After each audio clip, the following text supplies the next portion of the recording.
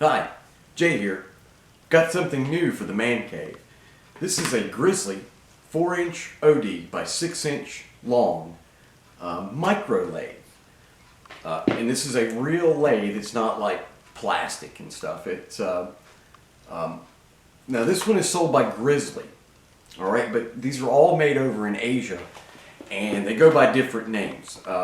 You know, not this one, but certain other models like the 7x10, the 7x12, the 7x14, the 8x12 lathes, the bigger ones. Well, they're still not big. I mean, they still fit on a bench, but you know, those are sold by Harbor Freight, by SIG, by a Little Machine Company. I mean, there's a lot of people that sell these bench lathes, the small. I think they call them mini lathes. This is a micro lathe, but they call them mini lathes, and those are sold by a lot of people.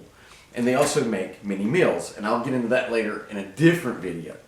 So anyway, they make these small lathes for like watchmakers and RC car makers and hobbyists. You know, we're not going to be putting, you know, 9-inch stainless on this thing and hogging it out. This will be for like, you know, aluminum, brass, soft metals. I have seen people use, you know, put steel on here and even hardened steel, but I really don't foresee I'll ever need that on this small of a lathe.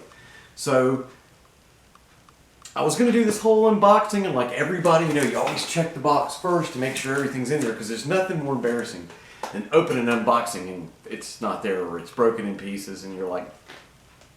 So everybody opens the box and checks first. So I was going to do an unboxing, but this thing is packed in two very nice pieces of foam.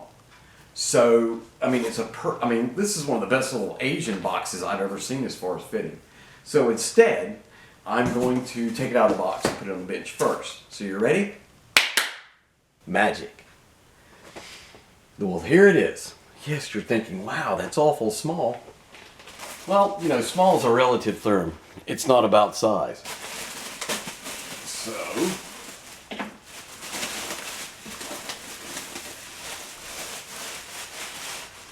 take off the plastic magic plastic bag.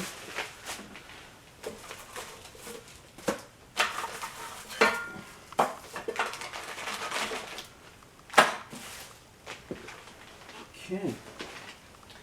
There's no handles on here. I'm going to put the little handles on.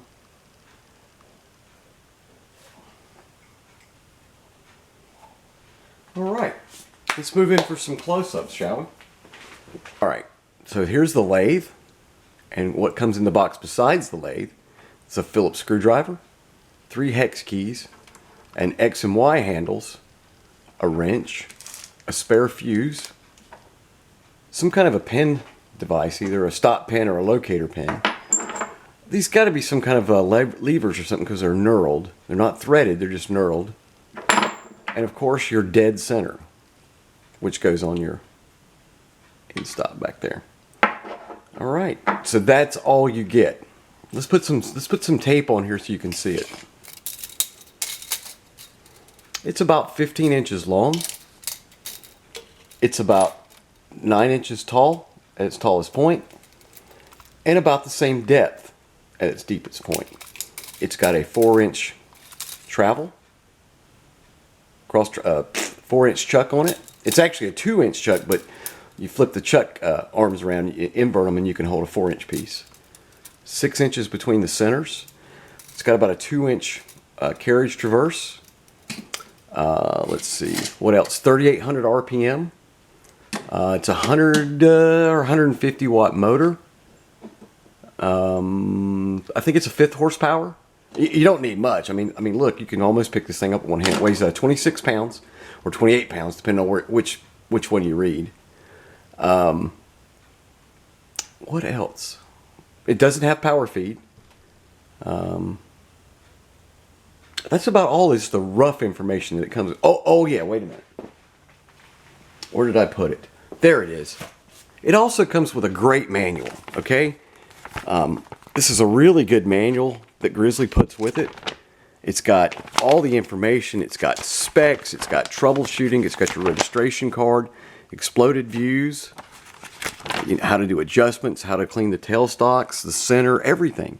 It's even got basic how to machine information. But of course, this is my only gripe. They rolled it up, this nice magazine. They've rolled it up and stuck it down in the way so it would fit. Well, That's good, but what about us kind of retentive types that like their nice, you know, flat publications so they can read? Well, you guys know me. I downloaded the manual and printed it out. So I've got it in a nice little binder. So everything's nice and flat. So, and some decimal conversion charts. So that's what you get in the box. That's the rough size, 9 by 9 by 15. 150 watt, 3800 RPM, 5th horsepower motor, 4-inch chuck, 6-inch between the centers. It comes with a dead center. It comes with tools. It comes with no tooling. So let me show you some things I bought. Here's some itty bitty baby high-speed tooling. Okay, these are already cut. Cut off tools, right left turns, facing. And I got 8 high-speed tools, and these are 1/8 inch for like, I don't know, it's like 30 bucks. So, you know, compared to the ones at work that are like, you know, get that, you know, it's sort of funny. I also got some carbide tools. These are only like 20 bucks too, and you get rights and lefts, and you get them in, you know, different configurations. And they're carbide tips, so that's pretty cool too. What else? I got a drill chuck key that I'm going to modify to install so that I can hold. Now I'll lose a bit of travel. I'll probably go to a 4-inch travel instead of, or a 5-inch travel instead of a 6-inch travel. But I can always take that off and just put the regular center back on, or just take the whole end stop off, like we do at work. If I'm going to, you know, chuck something, just be working from the chuck. Through the head on the chuck is like a 390.390, I think. Yeah, that's what it feels like. So you can actually, you know, feed less than 3/8 through the head on this.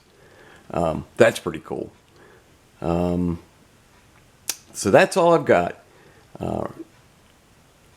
Right now I have to clean it off with WD-40 because it does come with a light coat of anti-corrosion. It used to come dunked in it, but you know, within the last 3 or 4 years they've started just putting a light coat, which is great. You know, it's like, you know, a Mosin Nagant with all the Cosmoline, so you don't have to spend 4 hours cleaning it. Now you can just 30-minute wipe down with WD-40 and you're good to go.